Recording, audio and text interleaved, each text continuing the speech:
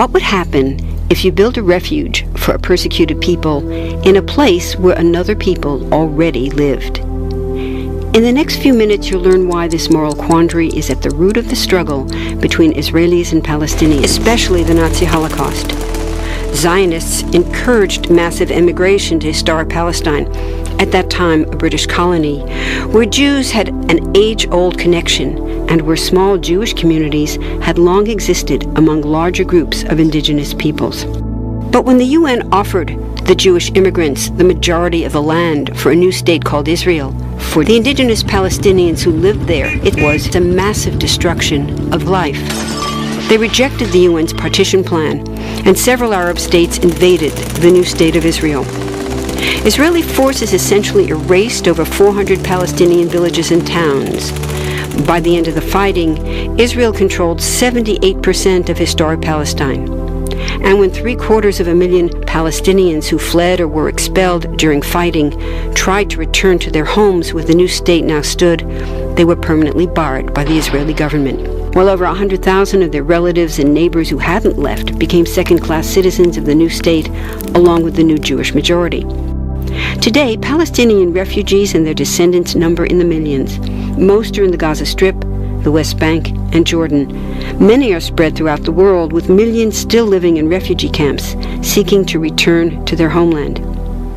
To sum up, one group of refugees found a much-needed home, but in the process, a new group of refugees was created. Here's the second thing to understand. Israel was founded as a Jewish state, but now ask yourself, what exactly does that mean? People had lots of ideas about what a Jewish state should look like. Some called for equality for all citizens. But what was created, in practice, was institutional discrimination against non-Jews. In other words, Israel ended up being built on a blueprint of exclusion. The Israeli government wants maximum land and resources for Jews, but not the Palestinians living there.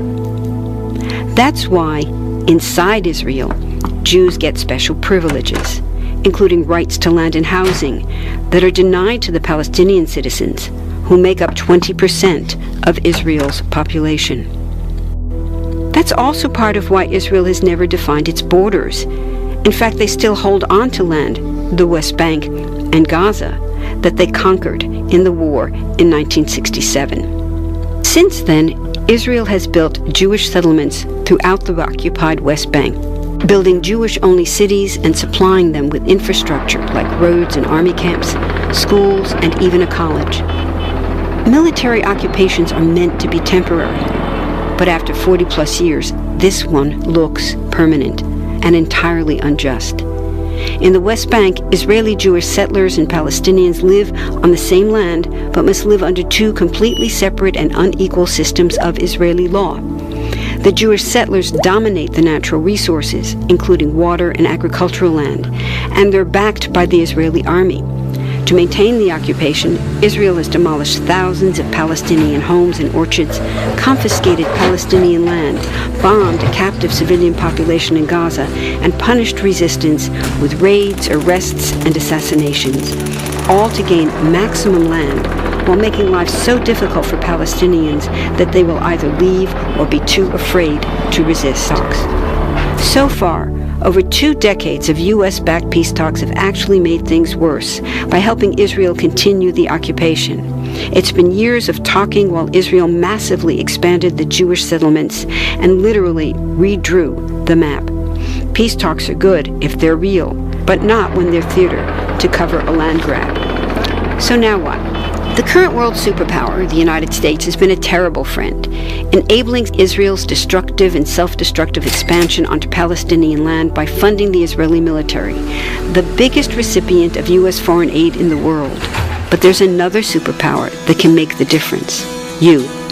There's a movement with hundreds of thousands of people just like you across the world, including Palestinians and Israelis, protesting, educating, divesting, and boycotting, all to bring nonviolent international pressure on Israel to stop violating human rights of Palestinians. Throughout history, Where governments have failed to push for justice, people just like you, like us, have taken the lead and won. Now it's the Palestinians' turn for freedom and justice.